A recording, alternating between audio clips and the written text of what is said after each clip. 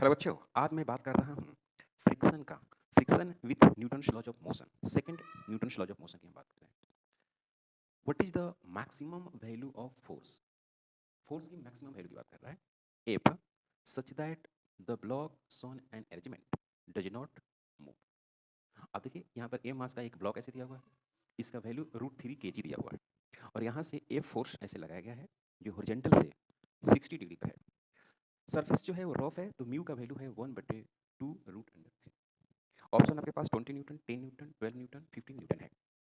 Question ये कह रहा है कि कितना मैक्सिमम से मैक्सिमम फोर्स दिया जाए इसमें ब्लॉक क्या करे, मोशन में न आए, मतलब कि ये रेस्ट में रहे। ओके, तो अगर इसका फ्री बॉडी डायग्राम मतलब कि कितने नंबर ऑफ फोर्सेस लग रहे हैं, इसको अगर आप दिखाएंगे तो आपको कुछ इस तरह से मिल जाएगा। ये ब्लॉक है, इसका मास m है, m का वैल्यू है √3 kg, म्यू का वैल्यू आपको दिया हुआ है 1/2 √3। ओके, अब यहाँ से आप फोर्स इस तरह से लगाए हैं ए पर, तो इसका आपको कंपोनेंट ब्रेक करना होगा। 60 डिग्री हो गया। अब यही फोर्स को ऐसे से दिखाएंगे और ये फोर्स आपको इधर दिखाना होगा ए पर। ओके, यहाँ पर एक्सिस कंसीडर करना होगा। अब ये हॉरिजॉन्टल से 60 डिग्री है, तो ये वाला हो गया 60 डिग्री। हॉरिजॉन्टल से है तो इसका एक कंपोनेंट टूटेगा इधर, जिसका नाम होगा एप कॉस 60 होगा। सही बच्चों? एक इसका कंपोनेंट इधर की तरफ ब्रेक हो जाएगा, जिसका नाम होगा एप साइन 60 हो जाएगा। क्लियर?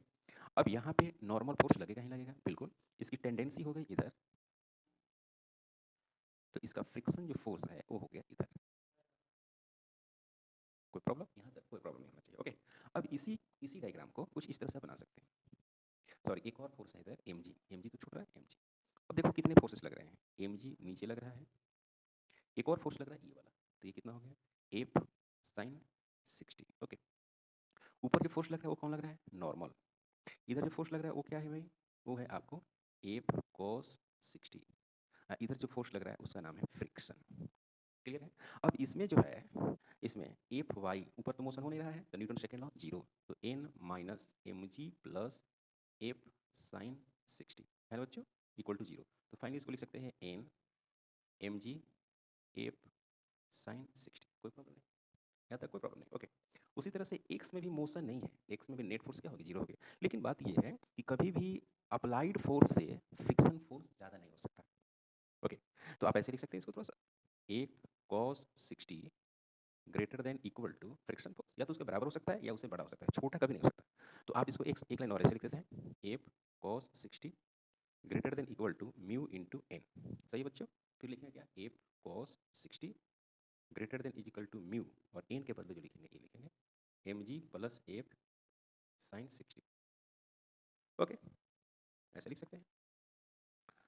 तो इसको अगर आप सेटअप करना चाहते हैं कि यहाँ पर जीरो है तो जीरो होना चाहिए, तो ऐसे लिख सकते हैं F cos 60 degree minus friction force greater than equal to zero. फिर अगेन इसको जब सोल्व करेंगे तो आपको इस तरह से दिखाई देगा, F cos 60 greater than equal to mu N हो गया, और एन के बदले ये लिख दिया मैंने। अब इसको मैं मल्टीप्लाई करूँ, तो मल्टीप्लाई करूँगा तो क्या मिलेगा बच्चों? F cos 60 greater than equal to mu M G plus mu into F sine 60। अब मुझे कैलकुलेट करना है एफ का वैल्यू, तो एफ को आप इधर लाएंगे तो मिलेगा F cos 60 minus mu F sine 60 greater than equal to mu into M G. Clear? Okay, फिर यहाँ पर लिखेंगे एफ, यहाँ हो गया cos 60 minus mu sine 60 greater than equal to mu into M G. फिर लिखेंगे क्या? एफ कॉस 60 का वैल्यू लिखेंगे 1/2, और म्यू का जो वैल्यूज है आपको दिया हुआ है वो है क्या? 1/2 √3, और साइन 60 का value √3/2 greater than equal to mu का वैल्यू 1/2 √3, और एम का जो वैल्यूज है वो है √3 इंटू जी। ओके, इसको सोल्व करेंगे तो ये √3 से √3 कैंसिल हो जाएगा, और नेक्स्ट में आपको क्या मिलेगा बच्चों? एफ 1/2 माइनस 1/2 यानी 2 into 4, 1/4 greater than equal to √3 से √3 कैंसिल होगा, और यहाँ पर मिलेगा बच्चों g/2, सॉरी g/2 2 है। इसको सोल्व करेंगे इसको तो आपको मिलेगा एफ इंटू 1/4, इसको सोल्व करेंगे तो ऐसा मिलेगा, greater than equal to g/2। अब इसको अगेन सोल्व करेंगे तो F greater than equal to 4g/2, इसको ऐसे सोल्व करेंगे तो 2 हो जाएगा, है ना बच्चों? तो F greater than equal to 2g, G का वैल्यू हम लोग लिखते हैं 10 मीटर पर सेकेंड स्क्वायर, तो F greater than equal to 2 into 10, तो F greater than equal to 20 newton. अब सवाल क्या पूछा बच्चों आपसे? सवाल पूछा है मिनिमम फोर्स। देखो, सॉरी मैक्सिमम फोर्स। तो what is the maximum value of the force such that the blocks on arrangement does not move? मतलब कि आपको पूछा है कि कितना मैक्सिमम फोर्स हो सकता है। ओके, तो 20 न्यूटन। क्या लिखेंगे? एफ मैक्सिमम वैल्यू लिखेंगे इसकी।